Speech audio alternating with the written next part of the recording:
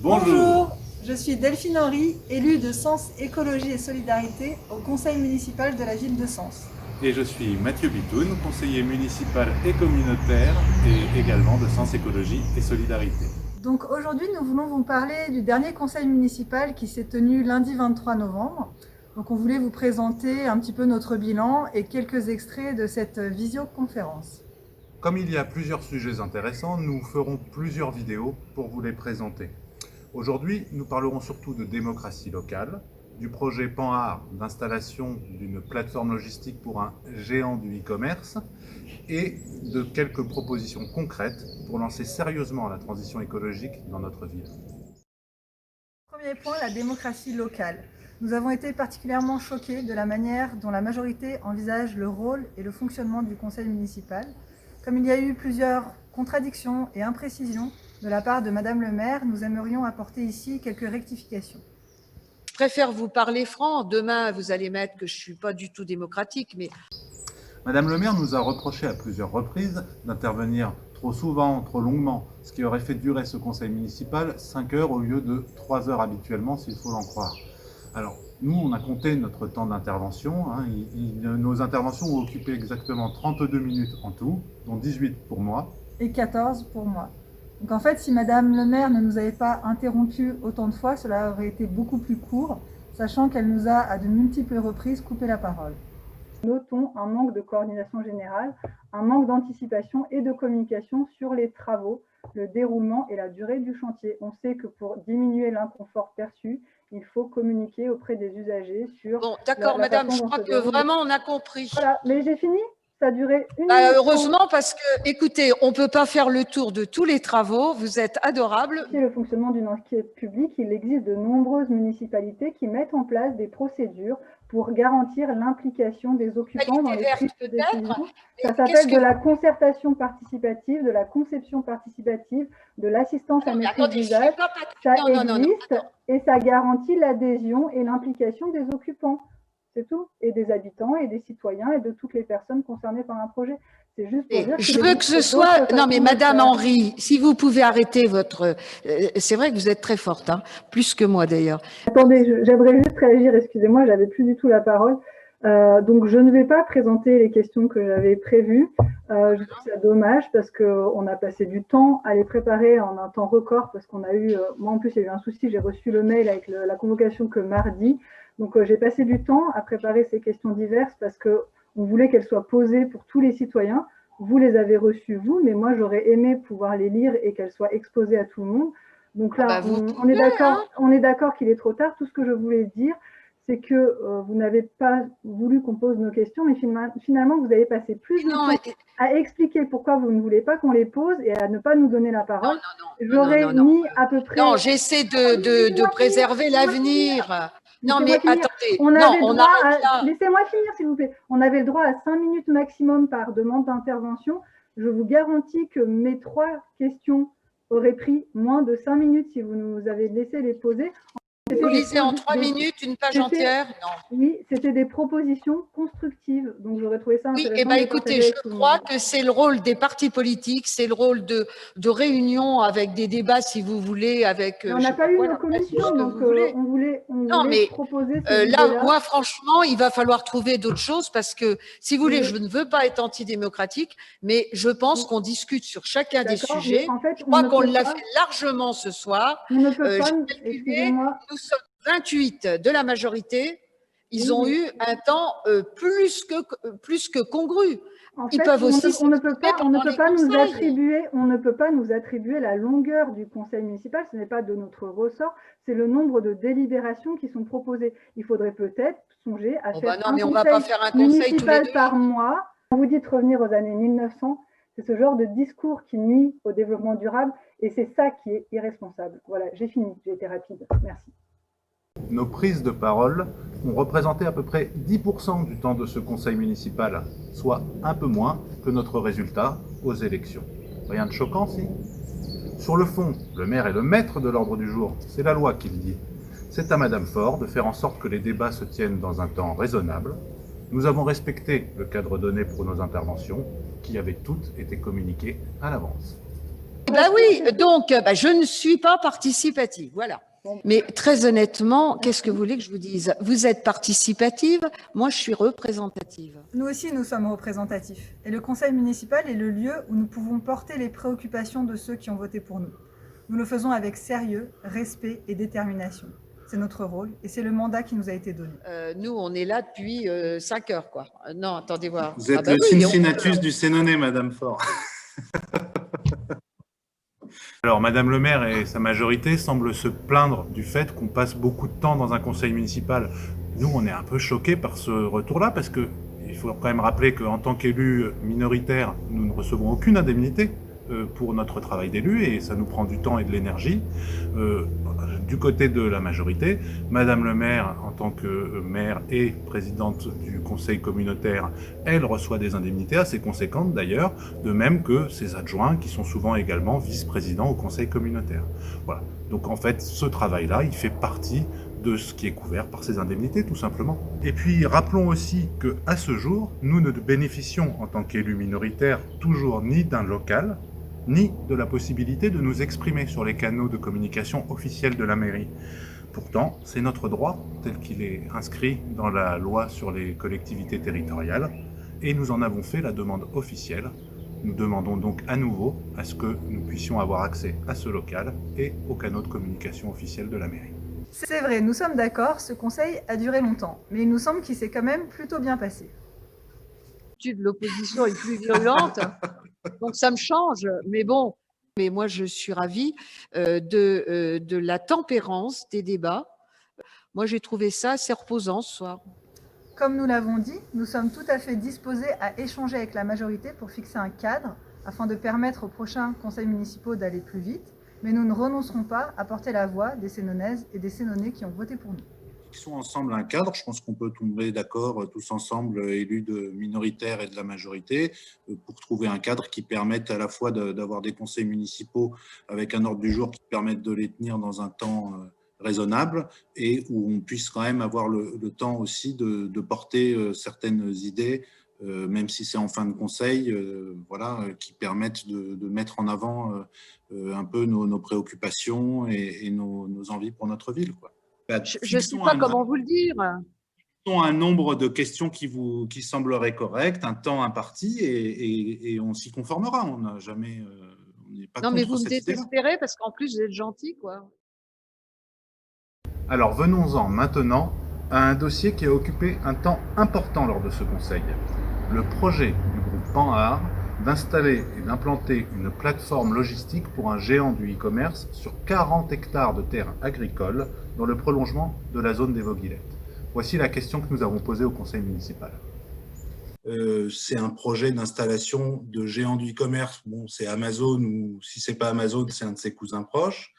On a eu du mal, mais on a réussi à réunir des informations. Vous vous moquez un peu du fait qu'on fasse de l'investigation.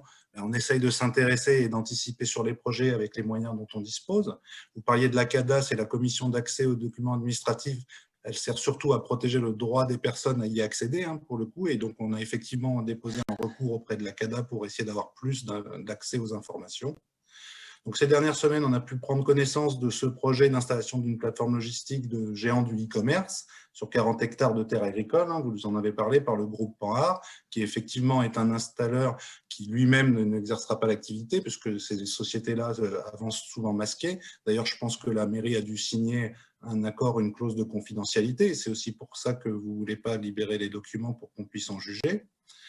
Nous, on estime qu'il y a bien trop peu d'informations publiques sur ce projet, que nos sollicitations, ce n'est pas normal qu'elles soient restées à ce point-là sans réponse.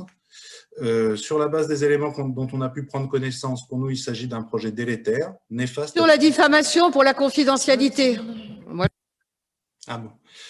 Pour nous, sur la base des éléments dont on a pu prendre connaissance, il s'agit d'un projet délétère, néfaste à tout point de vue, c'est-à-dire environnemental, social, patrimonial et économique. Sur 40 hectares de terres agricoles en extension de la zone des Vauguilettes, cette plateforme logistique pour un géant d'e-commerce entraînera une artificialisation massive des sols, à l'opposé de toutes les préconisations qui sont en cours aujourd'hui, la destruction du patrimoine naturel et rural sénonais, dans la lignée des ravages déjà commis avec l'extension de la lèpre des zones commerciales et d'activité, alors même que des zones existantes périclitent, un nouveau recul de l'activité agricole, alors que nous sommes dans une vallée très favorable à la culture et que c'est par cela que nous pouvons être attractifs, avec un projet global de préservation et de développement des zones rurales et naturelles. Oui, nous l'affirmons, l'attractivité de notre ville, elle est plutôt endommagée qu'améliorée par ce genre de projet. Une augmentation terrible du trafic routier, Madame Carrère en a parlé un peu. Dans les documents dont on a pu prendre connaissance, il est évoqué plus de 800 mouvements de poids lourds et plus de 1500 mouvements de véhicules légers. Et là, on parle de grosses camionnettes, pas de petites mobylettes. Ensuite, on parle de nouveaux coûts de voirie et de réseaux qui sont récurrents pour la collectivité, qui devront être assumés quel que soit le destin de ce projet. On parle enfin d'une destruction nette d'emplois notables. On parle de 1 emploi créé dans ces géants du e-commerce qui correspond à 2,5 emplois détruits dans les petits commerces locaux, les fameux commerces du centre-ville dont on sait qu'ils sont en difficulté, les librairies, voilà.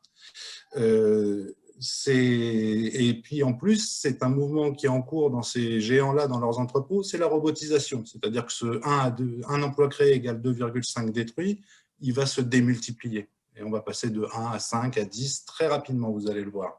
Il y a des articles dans la presse, je vous invite à en prendre connaissance. Les emplois qui vont être créés, ça va être des emplois en intérim, des emplois mal payés, pour un travail précaire et dans des conditions très dures. Voilà. Donc ça, c'est une réalité, je pense que tout le monde peut le reconnaître. Donc nos questions, nous souhaitons que plus d'informations soient données en transparence sur ce projet, à minima dans le cadre de la commission environnement, dont on aimerait qu'elle se tienne pour cela, avec notamment de la visibilité sur le planning du projet, ses différentes phases, et une véritable étude publique, une enquête publique sur au moins 2 mois, nous paraît s'imposer pour que la population ait son mot à dire là-dessus. Voilà. Sur l'accord de confidentialité, s'il y en a eu un qui a été signé, nous on s'étonne que ce soit normal et on se demande dans quelle mesure c'est conforme aux besoins de transparence démocratique dont on s'est tous fait l'écho pendant la campagne. En tant qu'élus, on estime qu'on ne devrait pas être exclu du fait de cet accord, quitte à le signer nous-mêmes et que nous devrions pouvoir accéder au dossier, puisque nous sommes après tout, et jusqu'à preuve du contraire, membres du conseil municipal de plein droit. Enfin, on se pose une question, c'est de quels avantages fiscaux bénéficierait ce géant en s'installant à cet endroit? Quels bénéfices attendus en termes d'impôts locaux pour la mairie, au regard des investissements initiaux et des coûts récurrents d'entretien des infrastructures? Nous aimerions pouvoir comparer à l'échelle avec un commerce type de notre ville en termes d'imposition au mètre carré. On sait que ce sont des entreprises qui payent très peu d'impôts en France. C'est pour changer de politique, prendre réellement en compte l'urgence climatique, notamment que des Sénonaises et des Sénonais nombreux ont voté pour nous, nous permettant d'être élus aujourd'hui et de siéger dans cette assemblée. Ils l'ont fait alors même que tous les autres candidats affirmaient que nous n'avions pas le monopole de l'écologie, que leurs propositions pour notre ville en ce domaine étaient au moins aussi fortes que les nôtres. C'est le moment de le prouver pour nous. Ce projet est indéfendable du point de vue écologique et social. Nous demandons de refuser qu'il puisse se faire. Je vous remercie. C'est un sujet vraiment très important. Nous allons y revenir dans les prochains jours, mais nous voulons déjà vous en dire 2 mots dès aujourd'hui. Nous avons demandé à avoir accès au dossier. À plusieurs reprises, de façon très claire et répétée, nous avons demandé de pouvoir consulter tous les éléments, mais cela nous a été refusé. Donc nous avons été forcés de saisir la commission d'accès aux documents administratifs. Donc vous dites que c'est un aménageur qu'il y aura différents projets et nous on trouve que c'est très vague, on ne sait pas quels seront ces projets. Et on aimerait connaître cette commission dont vous parlez a des critères apparemment pour les entreprises, on aimerait être au courant et savoir quels sont ces critères. Et juste par rapport à votre intervention, vous parlez depuis le début en tout cas depuis que je suis élue, de la nécessité d'avoir du respect. Je trouve que vous nous manquez beaucoup de respect dans vos allusions qui sont très méprisantes. Bizarrement, Madame Faure a refusé de donner des informations lors du conseil municipal, mais s'est empressée d'organiser une conférence de presse sur le sujet 2 jours après, avec à la clé un long article dans le Lyon Républicaine que vous avez peut-être lu. Étonnant, non? Serait-elle inquiète? Nous avions également 2 interventions prévues sur le thème de l'impact terrible de la crise sanitaire sur notre ville. Comme elles sont passées à la trappe, nous vous les livrons ici. Notre première question portait sur la situation critique des commerces et artisans dits non essentiels de notre ville. La situation est critique pour les commerces et artisans dits non essentiels de notre ville, comme partout en France et même au-delà. Face à cette situation très préoccupante, il nous semble qu'une démarche plus claire et globale s'impose de la part de la mairie et de l'agglomération pour aider ces commerces et artisans dits non essentiels et contraints à la fermeture à traverser cette période funeste pour eux. Le risque est grand de voir de nombreuses faillites se multiplier dans les prochaines semaines, les prochains mois, pour les commerçants déjà fragilisés par la conjoncture, la concurrence des géants du web et une politique depuis des années, des décennies même, de développement des zones périphériques et des grandes surfaces. Nous avons fait des propositions très concrètes qui ont été communiquées dans une lettre ouverte à Madame le maire. L'offre d'une plateforme numérique commune sous responsabilité municipale pour proposer le click and connect. Des choses ont été faites sur ce point. L'idée de la mise à la disposition du marché couvert sur des créneaux définis comme points de retrait pour les achats, avec mise à disposition de personnel municipal pour encadrer et faciliter la démarche. Dans l'idéal, il faudrait prévoir plusieurs de ces points de retrait en mode léger si nécessaire, avec des installations mobiles par exemple, afin d'offrir un bon maillage du territoire. Plus important encore, si on veut que les mesures précédentes puissent fonctionner, recensement, diagnostic et formation des commerçants sont nécessaires pour les aider à organiser ce click and collect, à se saisir des outils numériques pour maintenir au maximum leur activité. Il y a visiblement des initiatives diverses. Nous pensons, pour être efficaces, qu'il est nécessaire de piloter ces initiatives et de les coordonner sur le territoire. Nous aimerions soumettre au conseil municipal une idée qui s'inspire d'une ville de Haute-Garonne, où les élus ont créé un observatoire des actions positives. Donc en fait, cet observatoire consiste à mettre en valeur, au travers d'outils de communication de la commune, des actions réalisées sur la commune qui vont dans le sens d'une transition écologique et sociale. Donc l'idée, c'est de faire connaître des actions positives, concrètes, et de les promouvoir pour créer de l'émulation localement, donner envie d'agir en partageant les solutions de chacun et en misant sur l'intelligence collective. Les actions mises en valeur peuvent porter sur différents thèmes, l'eau, l'énergie, les déchets, l'environnement, la biodiversité, mais aussi la convivialité et le lien social. Donc la méthode est simple puisqu'elle consiste à diffuser les initiatives locales porteuses de valeurs écologiques et solidaires qui émanent d'acteurs du territoire, de professionnels, d'associations, de groupes informels ou de citoyens. Prévention et réduction des déchets. La commission Transition écologique et qualité de vie n'ayant pas pu se réunir préalablement au conseil municipal, nous souhaitons aborder ici la question de la prévention des déchets. Nous aimerions connaître les actions prévues pour les 6 années à venir afin de réduire les quantités de déchets produits et d'améliorer la qualité du tri de ces déchets. Nous souhaiterions que les actions de sensibilisation à destination des scolaires et des citoyens soient développées. Collectivement, nous avons pu constater dans nos quartiers que les habitants ont très peu d'informations et de connaissances sur les consignes de tri, ce qui engendre de nombreuses erreurs. Il serait utile que des ambassadeurs du tri fassent des actions de sensibilisation en porte-à-porte. Par ailleurs, en ce qui concerne les bacs de recyclage, nous notons un déficit de communication et d'information des habitants, avec un manque de prise en compte des situations particulières qui rendent difficile, voire impossible, de réserver un créneau en ligne, fracture numérique, informations à aller chercher sur les sites de la ville, ou de récupérer ce nouveau bac. 30% des ménages à Sens ne disposent pas de véhicules. Les personnes âgées vont avoir des difficultés à pouvoir aller chercher ce bac. Cet exemple est symptomatique des difficultés d'organisation et de communication sur ce sujet. Nous aimerions aussi connaître la proportion de déchets triés réellement et recyclés. Peut-on avoir des chiffres à ce sujet? Quel est le coût de ce tri? Ces informations doivent être transparentes et communiquées auprès des habitants pour promouvoir le tri des déchets. Nous aimerions avoir accès à un diagnostic complet de la filière à Sens.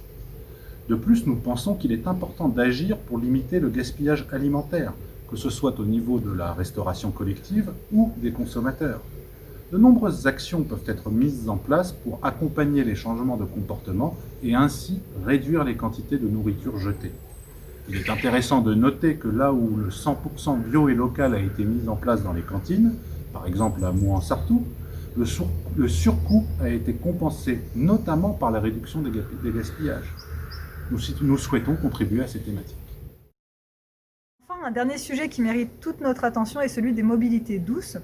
La ville de Sens a été pensée et conçue pour les déplacements en voiture. Des actions ont été mises en place pour créer des pistes cyclables, mais elles sont encore insuffisantes. Nous rêvons d'une ville où tous ceux qui veulent et peuvent se déplacer à pied, en vélo ou avec tout autre mode de déplacement doux puissent le faire en toute sécurité. Au sein de Sens Écologie et Solidarité, nous sommes nombreux à faire tous nos déplacements quotidiens en vélo, parfois avec des jeunes enfants ou des adolescents qui se rendent ainsi au collège ou au lycée. Et malheureusement, nous roulons tous les jours avec la peur d'un accident. Personnellement, j'habite près du parc du Moulin à Thon et il m'est impossible de me rendre à l'école du cours Tarbé par un chemin sécurisé. Même les trottoirs ne sont pas adaptés, ni pour les poussettes, ni pour les piétons à vélo, ni même pour les personnes âgées ou handicapées. Se rendre à l'école à pied ou à vélo devrait pourtant être la norme. Mais nous sommes une minorité à le faire et le contexte actuel n'est pas du tout facilitant. Il serait intéressant de réaliser une enquête à l'échelle de la ville de Sens pour recueillir les avis et les besoins des habitants en termes de mobilité. Le rôle de la police municipale est d'assurer la sécurité des citoyens à la sortie des établissements scolaires et de façon générale dans toute la ville, notamment en faisant respecter le code de la route, par exemple pour les voitures qui sont garées sur des zones interdites ou qui bloquent les passages piétons, obligeant les piétons et les vélos à se mettre en danger pour traverser. Là encore, nous souhaitons nous investir pour faire avancer ce sujet. Enfin, nous sommes toujours à votre écoute pour entendre et relayer vos préoccupations et vos questions concernant notre ville. Notre collectif citoyen, Sens, Écologie et Solidarité, est plus que jamais ouvert à toutes les Sénonaises et tous les Sénonais qui souhaitent partager des valeurs d'écologie, de démocratie participative et de solidarité. Au revoir et à bientôt!